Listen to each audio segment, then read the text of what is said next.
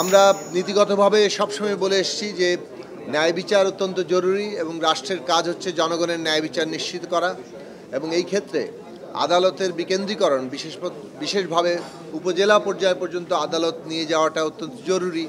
এই কারণে যে জেলা শহরে আদালত থাকার কারণেই আমাদের দেশের জনগণের যারা বিভিন্নভাবে গ্রাম থেকে শুরু করে উপজেলা পর্যায়ে যারা বিভিন্ন মামলার ক্ষেত্রে অভিযুক্ত হন অথবা মামলায় জড়িয়ে পড়েন, তারা নানাভাবেই একটা হয়রানির শিকার হন, আর্থিকভাবে ক্ষতিগ্রস্ত হন এবং তাদেরকে অনেক সময় জেলা শহরে গিয়ে বেশ অনেকটা সময় থাকতে হয়, নানা ধরনের দুর্ভোগ পোহাতে হয়। সে কারণে রাষ্ট্রের দায়িত্ব হচ্ছে জনগণের ন্যায় বিচার নিশ্চিত করা এবং সেই দিক থেকে আদালতের বিকেন্দ্রীকরণ বিষয়ে যে ঐকমত্য আজকে তৈরি হয়েছে সেইটার সাথে আমরা একমত এবং আমরা মনে করি যে প্রত্যেক থানায় অর্থাৎ দেশের প্রত্যেকটি উপজেলাতেই এই আদালতের যতটুকু সম্প্রসারণ উপজেলা পর্যায়ে হবে সেটা প্রত্যেকটি উপজেলাতেই সেটা নিয়ে যাওয়া প্রয়োজন।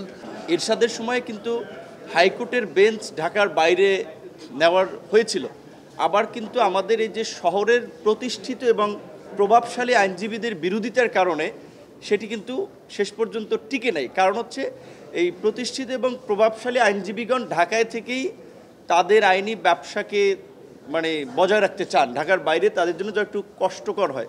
তো ঠিক এই উপজেলা পর্যায়ে আপনারা দেখবেন যে এখন যেটা দীর্ঘদিন ধরে আছে দ্বীপাঞ্চল কিংবা বিচ্ছিন্ন এলাকা বিবেচনায় ভৌগোলিক দূরত্ব জনসংখ্যা যেটা আছে এখন কিন্তু আরও সেটা বৃদ্ধি করা দরকার। সেটা যদি খুব বেশি সংখ্যক বৃদ্ধি করা হয় তখন আবার আইনজীবীদের পক্ষ থেকে একটা প্রতিবাদ বা প্রতিক্রিয়া আসতে পারে। সেই ক্ষেত্রে আমরা কমিশনকে এটা বলেছি যে রাজনৈতিক সরকার অনেক ক্ষেত্রে বিভিন্ন প্রেক্ষাপটে শেষ পর্যন্ত বাস্তবায়নের দিকে নাও যেতে পারে, অন্তত ওনারা যেন একটা ফ্রেমওয়ার্ক করে যান এবং কিছু কাজ এগিয়ে নেন। যে উপজেলা পর্যায়ে আমরা যেটা অধস্তন আদালতের কার্যক্রমকে প্রসারিত করা এবং বিশেষ করে সহকারী ম্যাজিস্ট্রেটদের সেখানে ব্যয়ের ক্ষেত্রে যে একটা সীমা সেটি যদি এখানে উল্লেখ করা হয় নাই, কিন্তু 40 থেকে 50 লাখ পর্যন্ত এই বিষয়টা নিয়ে সবাই আলোচনা করেছে এবং এই বিষয়টাতে পুরোপুরি একমত।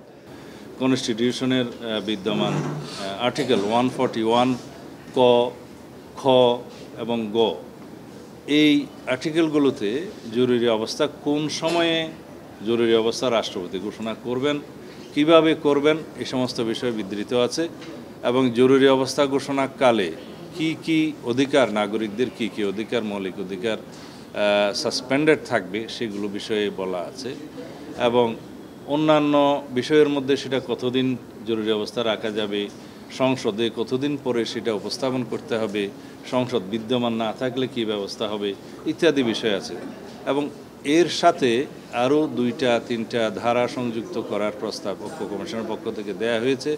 সেখানে আন্তর্জাতিক সংস্থাগুলো এবং জাতিসংঘের সাথে বিভিন্ন বিষয়ে দেশ হিসাবে রাষ্ট্র হিসাবে যে চুক্তিগুলো আছে সেই বিষয়ে আর মানবাধিকার সংক্রান্ত কিছু বিষয়ে নাগরিকের কি কি মৌলিক অধিকার বহাল রাখা যায় সেই সময় এই সমস্ত বিষয়ে বিস্তারিত আলোচনা হয়েছে।